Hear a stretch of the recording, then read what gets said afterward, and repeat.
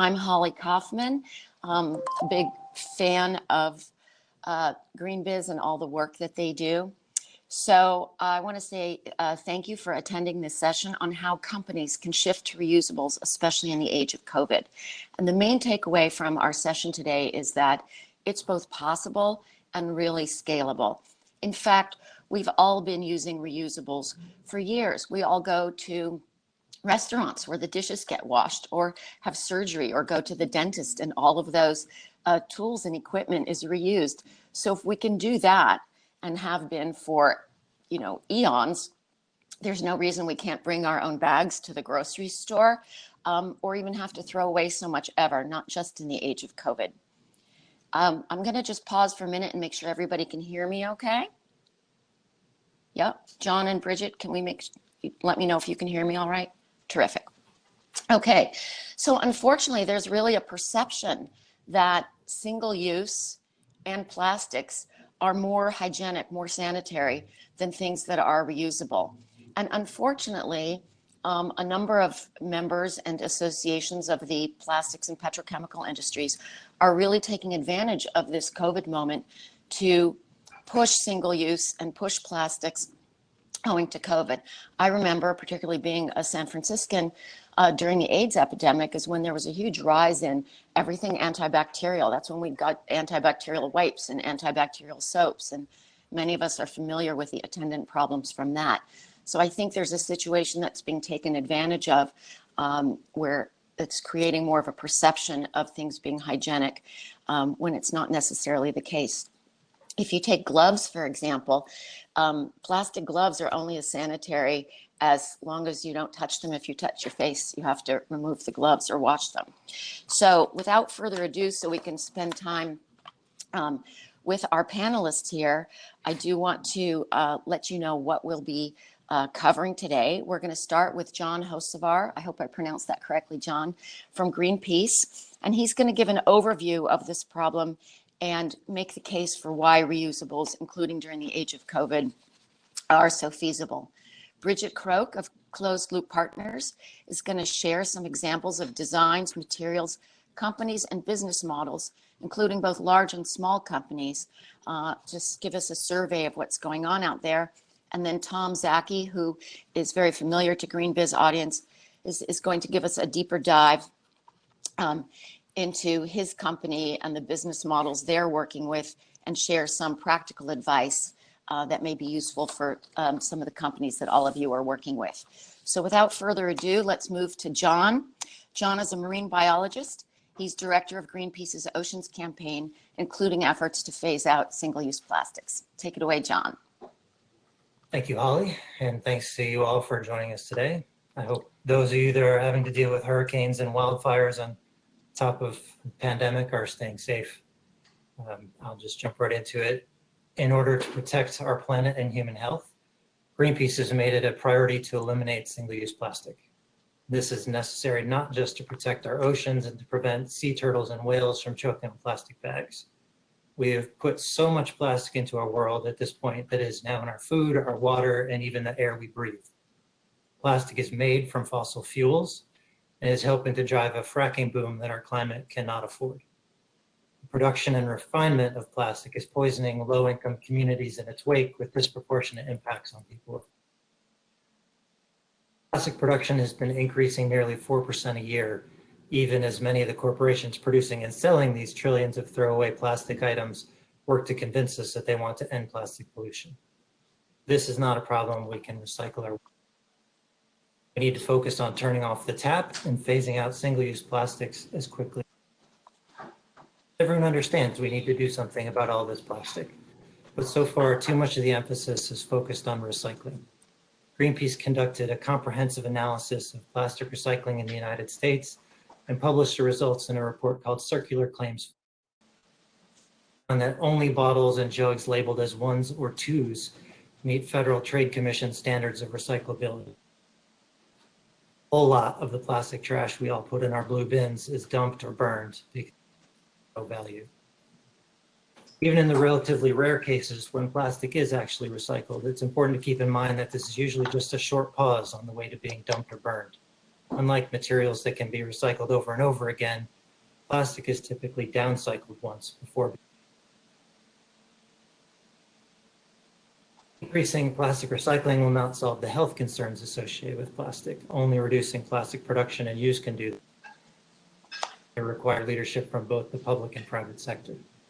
The best solutions will not involve simply replacing throwaway plastic packaging with another use material, but shifting to reuse, refill, and package-free approaches. Fortunately, these solutions already exist and are being employed now by corporations of all sizes. Incentivizing this shift will be as important as phasing out single-use plastic. Of course, not everybody's on board with moving away from single-use plastic and investing in reusables. Back in February, when the pandemic was just starting to get a foothold in the US, the worst elements of the plastic industry started a campaign to exploit people's fears. In direct contradiction to the best available science, they sought to convince everyone that single-use plastic was necessary to keep us all safe and that reusables were dirty and dangerous. Quite a few states paused or reversed bag bans, and some jurisdictions and retailers even banned reusables. Fortunately, things are getting back on track now, but the delays have had enormous consequences. In California alone, a pause on the bag ban resulted in the distribution of well over 1 billion single-use plastic bags. Since then, there's been a lot of focus on PPE. We're going through close to 200 billion gloves and masks a month. And what doesn't get discarded on streets and sidewalks gets landfilled or burned. And as we know all too well, the trash we see in our neighborhoods soon ends up in our waterways.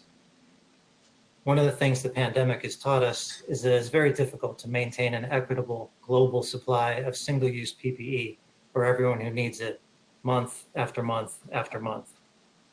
Fortunately, reusable masks have become the new standard for most people, and even the healthcare industry is starting to get more serious for reusable systems. So here's my question to you. Most Americans, even Americans, can embrace reusable masks within the span of a couple months.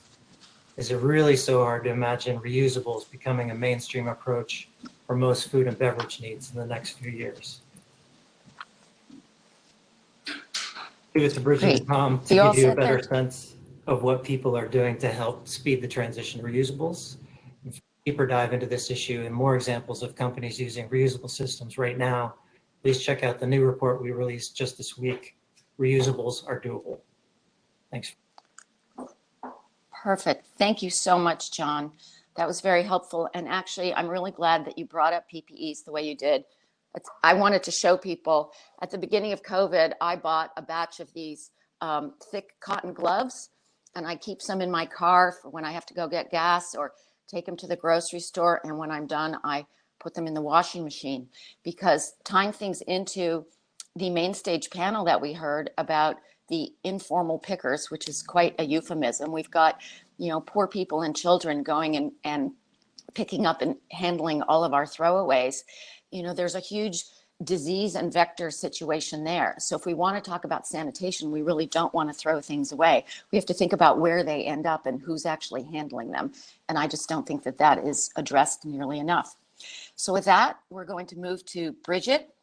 She's a managing partner at Closed Loop Partners, where she heads up investor and industry partnerships, including having managed a national campaign to reduce consumption, which we don't hear nearly enough about. Bridget, looking forward to hearing what you have to say.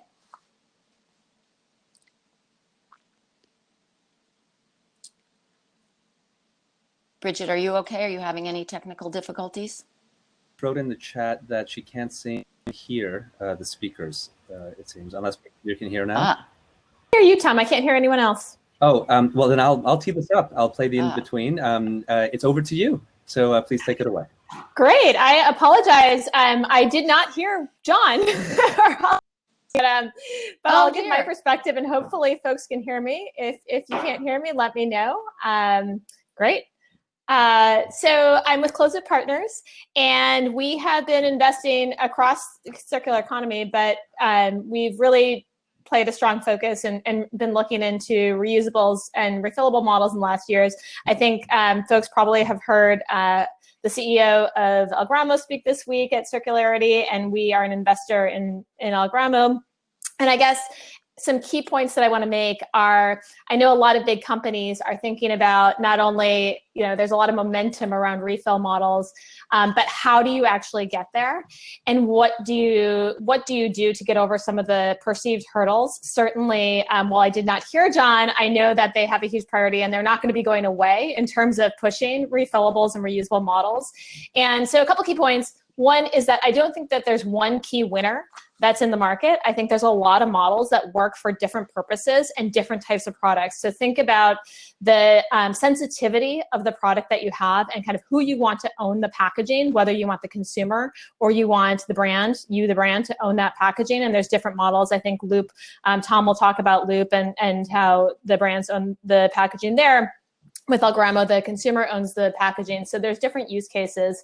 And the market signals that are being sent both by the Greenpeaces of the world, but also brands that are starting to pilot this, are really bringing kind of a onslaught of new entrepreneurs and companies that are solving to some of these refillable or building refillable opportunities that I think will work for many different brands. So there are lots of examples out there. And we've also, through our Next Gen Cup Consortium, been working to bring brands together to de-risk certain refill models around cups. And so I think there are really important pre-competitive collaborations that can play a role in helping brands try some of these models without feeling like they have to take on all of the risk by themselves. So maybe I'll pause there and pass it over to Sean.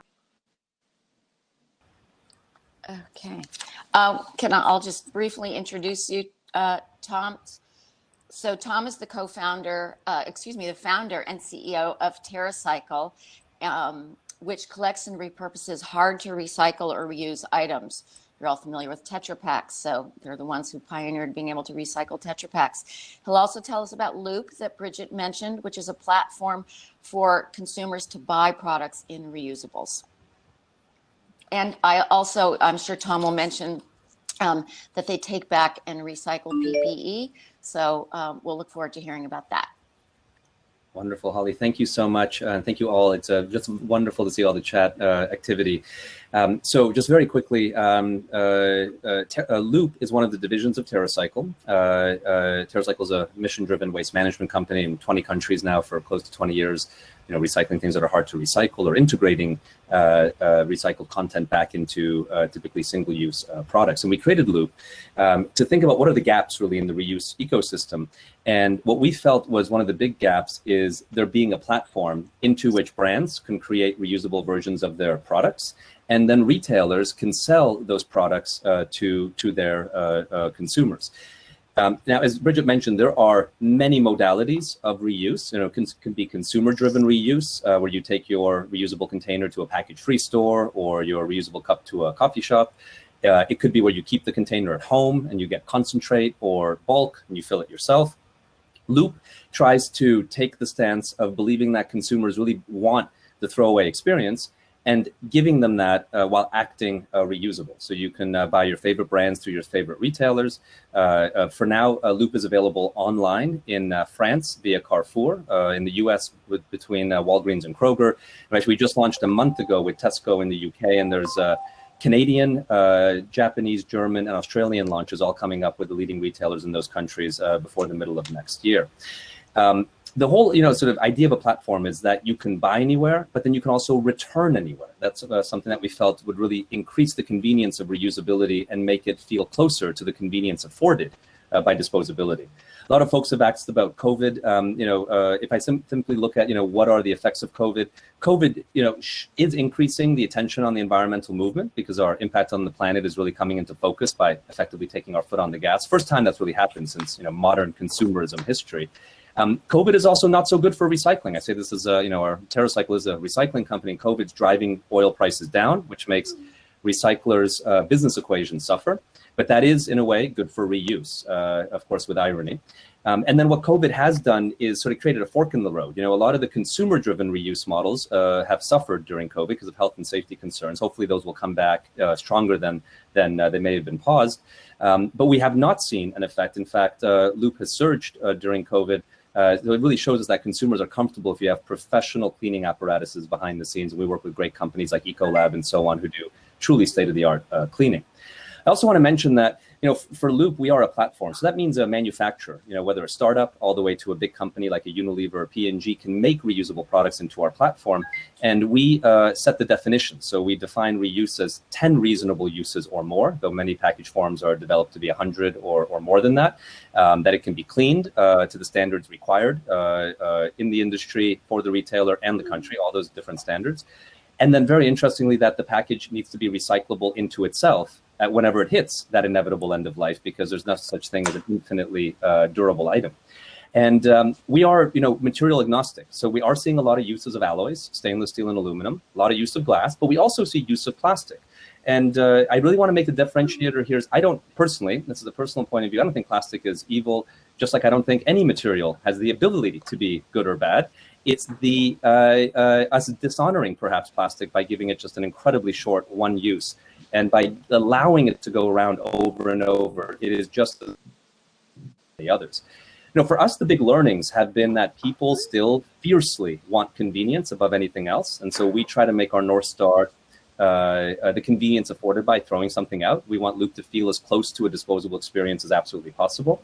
And we also see that people really want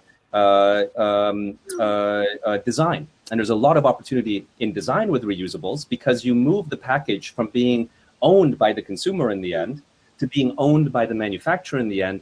And then you only have to really pay for your use of it, not the entire item. And that allows for breakthrough innovation opportunities. We're also seeing, and I'll close on this, really interesting legislation, maybe not as much from the US, though there's some states that are really leaning in, but especially in Western Europe and especially in France and the UK. But really, France is, I'd say, leading the way in legislative levers coming in to make reusable even a bigger segment of the market, passing laws, for example, like forcing restaurants, from coffee shops to fast food restaurants to serve a guest that is eating in the restaurant in reusables. I mean, that is a huge legislative step. And so we're really seeing that come out. But please, if you're interested in that sort of thing, think about France as a place to zoom in, especially if you're a lawmaker or can influence lawmakers. That is a great place to look. There's much more to say, but I'll pause there and pass it back to Holly. Terrific. Thank you, Tom. I really appreciate it. So audience, please feel free to type some questions into the chat box. I'll start with the first one, and then Tom, I'm going to ask you to repeat it because I gather that Bridget can only hear you. So I want to ask about disruption. So there are lots of small companies, small operations experimenting with different forms of reusable. And do you think that the packaging sector is really ripe for some major disruption? And can that be successful in the face of the opposition and that is coming forward from the plastics and petrochemical industry? So if I could ask you to repeat that, as I said, so Bridget can hear it. So Bridget, this is a question for you. I'm going to do my very best in repeating what Holly said, which is that there is a huge amount of disruption opportunity with reusables in the packaging sector. And do you think, and there's a lot of different models, as well. Do you think that especially packaging companies and so on, are ready for this disruption, especially in the context of this sort of resurgence of single-use plastic as, let's call it in quotes, the great protector, or in that? I hope I did an okay job paraphrasing, Holly, but over to you. Well done. There's definitely a ton of disruption right now. And I'll tell you, about 3 years ago, when we started talking to brands about refillable solutions, folks were like, it's not something we're interested in. It's very far off. Our consumers are not ready for that. And as I think we all have seen in the last 3 years, everything has changed on this topic. And so it goes to show how much certain, both I'd say, on an issue, it can really accelerate change. And it doesn't mean that it's going to be easy for brands to make that change. And so, appreciate those in the market like John, who's, out there kind of pushing the issue broadly, Tom, who's kind of an early leader in bringing solutions to market, because it opens the doors for others to move faster.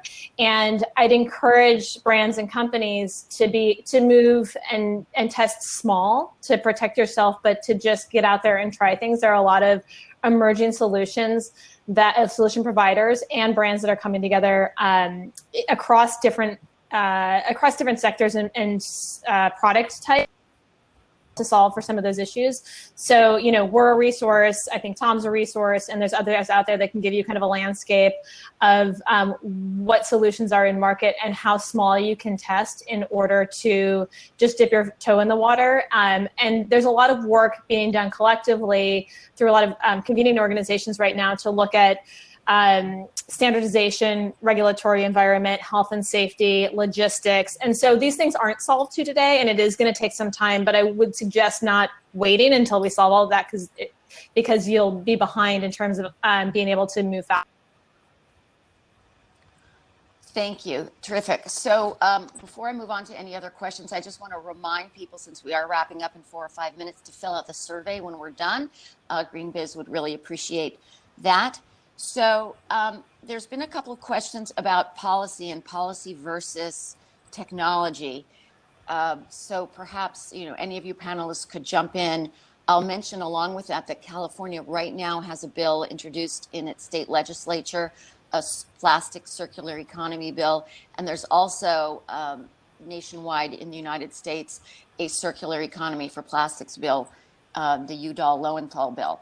So if any of you could address, maybe John or any of you, the policy versus technology question. Sure, I can start. In terms of what you think would facilitate this change the most. Right.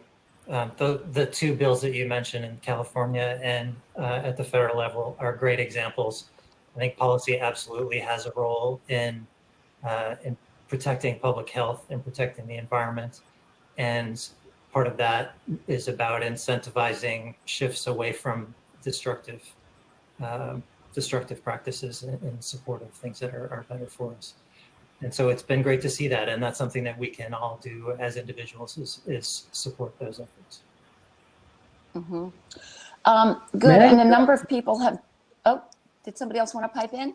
No, I was just going to jump in because I was seeing a lot of folks ask questions in the chat window around reusable in scale. And I just wanted to, if I could be proactive there. It's important to note there are hyper large, hyper scaled reusable models functioning today, right now. The entire beverage, I mean, not the entire, but the majority of packaged beverages in Germany are reusable today. The majority of beer in Canada is reusable today. So there are big systems on reusables functioning today at country levels through major sectors in products that are low priced, you know, like not super premium. Scale is what's going to bring about low pricing. There's no question. That's like anything.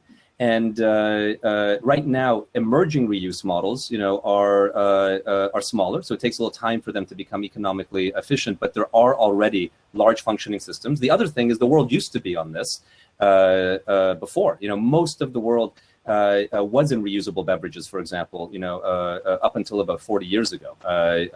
And the reason that those went away wasn't because it didn't work, it wasn't safe, or anything like that. It was primarily because disposability brought about new forms of convenience, and not just to the actor as the consumer, but the actor as the retailer. Retailers don't prefer handling dirties and dealing with deposits.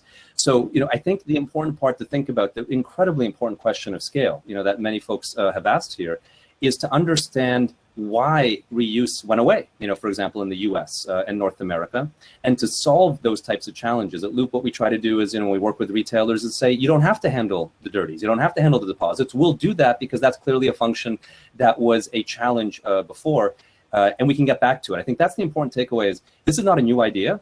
We're simply rebooting an old idea that the world used to be on in a meaningful way, in a safe way, and in an affordable way. And so there's a lot of learning if we honor the past and think about what worked, but also why it shifted into a new single-use paradigm that we're swimming in today.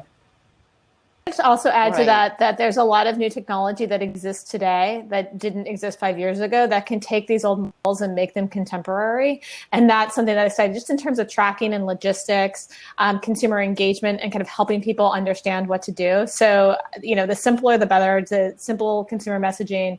But there is new technology that I think is helping adapt old models and make them kind of contemporary in a way that will drive additional convenience and engagement of consumers. It's so to your point, Bridget, I think it's sort of like a reboot, you know, like when someone reboots an old superhero, you're not just going to do the same film, you're going to make it even better, but take that essence. And I think that is exactly what we have the opportunity, here to do. And there's many ways to solve scale. Many companies pilot and effectively fund, small scale, so that consumers can experience things at the right price. And then from there, how do you scale quickly? And I think a key point in scaling quickly too is do it through partnership and reinventing everything from scratch. Marvelous. I'm going to jump in here because we're right at 8:55. You've touched on these questions of scale and small business, medium business, large business. There's obviously in these 25-minute sessions lots more to get into. I encourage all of our listeners to follow up through LinkedIn with our speakers, and hate to have to wrap up, but clearly we've been doing reusables for a long time. There's lots going on with it now, and let's hope that this just becomes the fad and is the way of the future. Thank you all very much.